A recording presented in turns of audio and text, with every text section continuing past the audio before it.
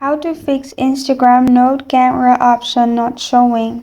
Hi everyone, I'm here to assist you today. Without any delay, let's jump right in. First, open Settings on your device. In Settings, scroll down and click on Apps and Notifications. After you're in here, click on Instagram. After you click on Instagram, in here you will find this kind of screen pop up. Simply click on Storage and Cache, which is the third option. After that, simply click on Clear Cache at the top. After you have cleared the cache, simply go back from Settings. Now what you need to do is open Play Store and search for Instagram.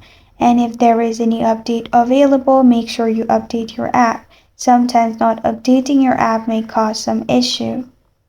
After that, restart your device and your problem will be fixed. This is how to fix Instagram Note camera option not showing. Thank you for joining me today. If this video helps you out, please leave a like and subscribe for more. Got a question or want to suggest a topic? Comment below. Thank you for watching.